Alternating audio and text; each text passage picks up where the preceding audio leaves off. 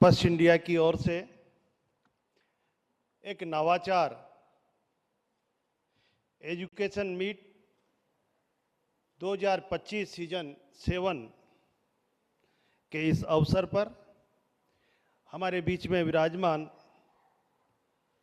हमारे इस देश का नाम रोशन करने वाले खेल जगत में, और इन्होंने उसके बाद भारत सरकार में माननीय यशस्वी प्रधानमंत्री नरेंद्र मोदी जी की कैबिनेट में इस देश के लिए अपने डिपार्टमेंट में छाप छोड़ने वाले, और आज इस राजस्थान के कैबिनेट में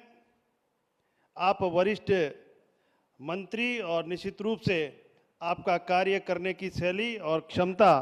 अद्भुत है। ऐसे हमारे बीच में विराजमान सम्माननीय राज्यवर्धन जी राठौड़ साहब,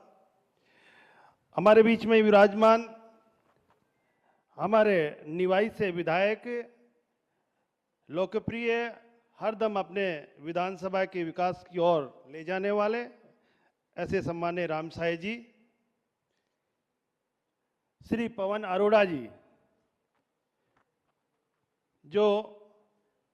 राजकीय सेवाओं में भी अपनी छाप छोड़ी, और जिस तरह से अभी विधायक जी कह रहे थे कि इन्होंने ऐसे काम किए जो आज उनको याद किया जाता है, ऐसे हमारे बीच में पवन अरोड़ा जी जो आज इस पश्चिम इंडिया में अपनी छाप छोड़ रहे हैं। हमारे बीच में विराजमान हमारे एजुकेशन के सेक्रेटरी सम्माननीय कृष्ण कुणाल जी एक अच्छे ऑफिसर्स हैं और इनका डिसीजन पावर भी बहुत अच्छा है, क्योंकि कलेक्टर के रूप में हम भी इनको यहाँ देखे जब मैं विधायक था। श्रीमती पूनम जी संभागीय आयुक्त जो मेरे पास डिपार्टमेंट में भी इन्होंने काम किया और एक अच्छा काम करते हुए आज हमारे संभागीय आयुक्त हैं, और श्री आशीष मोदी जी आप एजुकेशन डायरेक्टर स्कूल शिक्षा, और मंच पर विराजमान अनेक संस्थाओं के चेयरमैन और वीसी, शिक्षाविद, और सामने विराजमान सभी संस्थाओं के चेयरमैन भी हैं, और आप कई संस्थाओं के वीसी भी हैं, और शिक्षाविद, स्टूडेंट, सभी को इस मीट पर मैं बहुत बहुत धन्यवाद देना चाहूँगा, बधाई देना चाहूँगा कि एक अच्छा आयोजन जो पश्चिम इंडिया की ओर से रखा गया है कि हमारा विजन कैसा हो एजुकेशन को लेके, हम एजुकेशन को एक अच्छी और क्वालिटी की किस तरह से कर पाएं, इसके लिए अभी मंच पर विराजमान सभी विद्वान साथियों के मार्गदर्शन से, उनके अनुभव से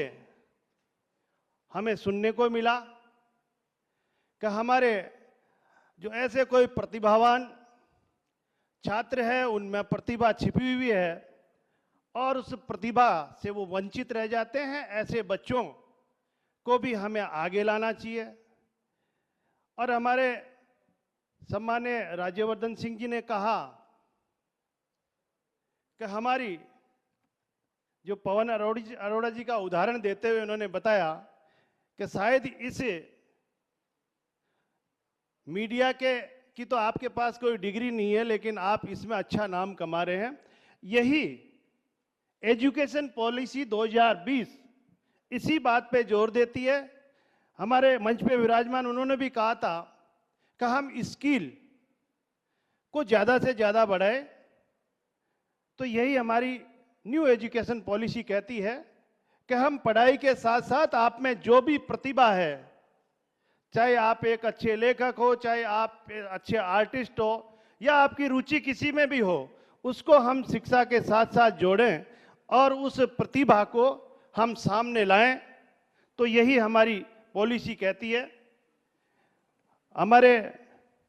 सभी विद्वान साथियों के अनुभव यहाँ पे शेयर हुए, और मैं मानता हूँ कि हमारे आने वाले भविष्य की जो आधुनिक जमाने में जो आधुनिक एजुकेशन हमारी होनी चाहिए वो विश्व की चुनौतियों के सामने कैसी हो, और हमारे यशस्वी प्रधानमंत्री नरेंद्र मोदी जी का जो विजन है उस विजन में किस तरह से हम हमारी एजुकेशन को एक अच्छी और क्वालिटी की एजुकेशन दे, ये सभी आपके अनुभव, आपके मार्गदर्शन निश्चित रूप से हमारी इस एजुकेशन को एक अच्छी क्वालिटी की एजुकेशन बनाने में सहयोग प्रदान करेगी। फर्स्ट इंडिया न्यूज़ द्वारा आयोजित इस कार्यक्रम में मैं फर्स्ट इंडिया के साथ साथ शिक्षा, सामाजिक सरोकार और राष्ट्र निर्माण में भी अपनी अग्रणी भूमिका निभा रहा है। इसलिए सबसे पहले फर्स्ट इंडिया को इस शिक्षा समिट के भव्य आयोजन, ये सम्मेलन न केवल शिक्षा के क्षेत्र में संवाद और समन्वय का माध्यम बने, बल्कि ये हमारे भविष्य के निर्माण का एक मजबूत आधार बने। आज जब इस समिट में विश्वविद्यालय और कॉलेजों के वाइस चांसलर, शिक्षा जगत के नीति निर्माता और मीडिया के वरिष्ठ जन एक साथ उपस्थित हों, गौतम बुद्ध जी की अमर वाणी अप दीपो भवे, जिनका अर्थ है कि अपना दीपक स्वयं बनो, अर्थात स्वयं अपना प्रकाश बनो। आज हमें इस एजुकेशन समिट में हमें यह संकल्प लेना है कि हम स्वयं अपना दीपक बने, और यह दीपक शिक्षा का ज्ञान और मानवीय चेतना के जागरण का होना चाहिए। राजस्थान धरा पर महान योद्धा महाराणा प्रताप ने अपनी मातृभूमि की रक्षा के लिए हल्दी घाटी में अमर बलिदान दिया था,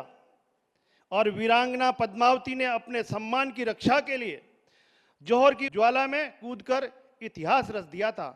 आज इसी पावन धरा पर हमारे यशस्वी मुख्यमंत्री श्री भजनलाल जी शर्मा जी के नेतृत्व में हमारे प्रदेश में विकास की नई कहानी लिखी जा रही है, और आदरणीय प्रधानमंत्री श्री नरेंद्र मोदी जी के विकसित भारत 2047 के सपने को साकार करने के लिए की दिशा में हम तेजी से आगे बढ़ रहे हैं।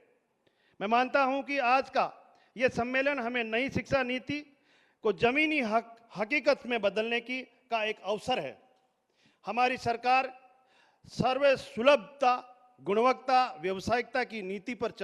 चलकर आगे आने वाले समय में राजस्थान को शिक्षा के क्षेत्र में एक मॉडल स्टेट के रूप में स्थापित करना चाहती है। मित्रों, जब मैं शिक्षा की बात करता हूं तो मेरा मतलब केवल पुस्तकों के पन्नों में छुपे अक्षरों से नहीं, बल्कि उस दिव्य शक्ति से है जो हमारे मानव के भीतर छुपी हुई असीम संभावनाओं को जगाती है। उसी तेजी से जो एक साधारण व्यक्ति को असाधारण बना देती है, उस ज्योति से है जो अंधकार को चीरकर प्रकाश का मार्ग दिखाती है। जैसे हमारे राष्ट्रीय ध्वज में केसरिया रंग त्याग और बलिदान का प्रतीक है, सफेद रंग शांति और सत्य का प्रतीक है, और हरा रंग समृद्धि और प्रगति का प्रतीक है। ठीक वैसे ही शिक्षा भी हमारे व्यक्तित्व को त्याग की भावना, सत्य की खोज और प्रगति की आकांक्षा भरती है। सूर्य जैसे अपनी स्वर्णिम किरणों से घने अंधकार को चीरकर धरती पर प्रकाश बिखेरती है, ठीक वैसे ही शिक्षा भी भव्य दिव्य ज्योति अज्ञानता के अंधकार को मिटाकर हमारे मन में ज्ञान अनुपम प्रकाश फैलाती है और हमें एक नए जीवन की शुरुआत करने की प्रेरणा देती है। आज राजस्थान के मुख्यमंत्री भजनलाल जी शर्मा जी के कुशल नेतृत्व में शिक्षा की गुणवत्ता को अभूतपूर्व सुधार हो रहा है। आज हमारे राज्य में तकनीकी शिक्षा विभाग के अधीन 57 राजकीय सह शिक्षा पॉलिटेक्निक महाविद्यालय, 11 राजकीय महाविद्यालय और एक केंद्र सरकार द्वारा वित्त पोषित महाविद्यालय संचालित है। इसके अतिरिक्त 11 सह शिक्षा अभियांत्रिक महाविद्यालय, एक महिला अभियांत्रिक महाविद्यालय एवं 2 केंद्र सरकार द्वारा वित्त पोषित अभियांत्रिक महाविद्यालय वर्तमान में संचालित है। और प्रदेश में जो हमारी शिक्षा व्यवस्था को मजबूत नींव का प्रमाण है, आज जब मैं हमारे राज्य के उच्च शिक्षा की उपलब्धियों की बात करता हूं तो यह गर्व से कह सकता हूं कि प्रदेश में उच्च शिक्षा विभाग के अधीन 665 महाविद्यालय हैं, जिनमें से 291 राजकीय महाविद्यालय तथा राजशेष के अधीन राजकीय महाविद्यालयों की संख्या 374 है। और सबसे महत्वपूर्ण बात यह कि हमारी सरकार द्वारा भी 71 राजकीय महाविद्यालय राजशेष सोसाइटी के अधीन खोले हैं तथा 2856 निजी महाविद्यालय संचालित है, जो हमारी शिक्षा व्यवस्था को व्यापकता की ओर पहुंचाता है। प्रदेश में राजकीय शिक्षा नीति 2020 लागू की जा रही है और इस क्रम में विश्वविद्यालय एवं महाविद्यालयों में semester system, academic bank of credit, digital locker तथा चॉइस बेस्ड क्रेडिट सिस्टम लागू किया गया है, जो आधुनिक शिक्षा प्रणाली की दिशा में हमारे कदमों को दर्शाता है।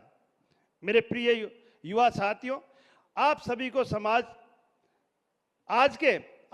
आज के भारत की सबसे बड़ी ताकत आप है। हमारे देश का भविष्य आप ही है। वो नेक्स्ट जनरेशन लीडर हैं जो 2047 का भारत को विकसित राष्ट्र बनाने में आपका सहयोग अपेक्षित है। आज जब मैं आप युवाओं को देखता हूं तो मुझे उम्मीद की एक मजबूत किरण दिखाई देती है कि आप में वो जुनून है, जो जोश है, वो ऊर्जा है, वो पहाड़ों को हिला सकती है, जो समुद्रों को पार कर सकती है और असंभव को संभव बना सकती है। लेकिन इस ऊर्जा को सही दिशा देना जरूरी है। इसी जुनून को सकारात्मक रूप से मैं चैलेंजाइज करना आवश्यक है। हमारे प्रधानमंत्री उच्चतर शिक्षा अभियान योजना के तहत प्रदेश के शैक्षणिक संस्थानों के नवनिर्माण, जीर्णोद्धार, रिसर्च, कौशल विकास, महिला सशक्तिकरण एवं अन्य शैक्षिक गतिविधियों के लिए केंद्र सरकार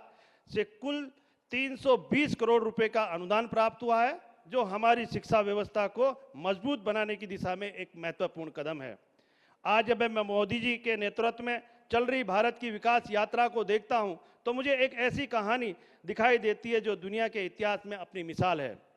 एक ऐसा देश जो कभी गुलामी की जंजीरों में जकड़ा हुआ था, वह आज देश दुनिया की चौथी सबसे बड़ी अर्थव्यवस्था बन गई है। आज वही देश जो चांद पर पहुंचकर चंद्रयान 3 की सफलता को पूरी दुनिया को चौंका रहा है, आज वही देश है जो डिजिटल पेमेंट में दुनिया में नंबर 1 है। कोविड-19 की वैक्सीन बनाकर पूरी दुनिया को वैक्सीन उपलब्ध करवाई थी। आज वही देश दुनिया का परफॉर्मेंस हब बन गया है। ये सब कुछ एक सही नेतृत्व, सही नीतियां और सबसे महत्वपूर्ण बात है कि सही शिक्षा के कारण ही संभव हुआ है। लेकिन मित्रों, हमें ये यहीं नहीं रुकना है, हमें और आगे बढ़ना है कि 2047 जब तक अपनी आज़ादी के 100 साल पूरे करेगा, तब तक हमें एक ऐसा भारत बनाना है जहां कोई भूखा न सोए, कोई बेरोजगार न हो, कोई अशिक्षित न रह जाए और हर व्यक्ति के स्वास्थ्य की सुविधा मिले, हर घर में बिजली, पानी और इंटरनेट हो, हर किसान खुशहाल हो, हर महिला सुरक्षित हो, सशक्त हो। यह सब तभी संभव है जब हमारी शिक्षा व्यवस्था दुनिया की सबसे बेहतरीन हो, जब हमारी स्कूल और कॉलेज दुनिया के बेस्ट इंस्टीट्यूट हो, जब हमारे शिक्षक दुनिया के बेहतरीन शिक्षक हो, जब हमारा करिकुलम इतना व्यापक हो, व्यवहारिक हो कि हमारे बच्चे 21वीं सदी की हर चुनौती का सामना कर सके। मैं आप सभी से आग्रह करता हूं कि आइए हम सब मिलकर ये संकल्प लें कि हम केवल विद्यार्थी नहीं, विजनरी तैयार करेंगे। हम केवल पाठ्यक्रम नहीं, परिवर्तन रचेंगे और हम केवल प्रमाण पत्र नहीं, प्रेरणा का निर्माण करेंगे। अंत में फिर मैं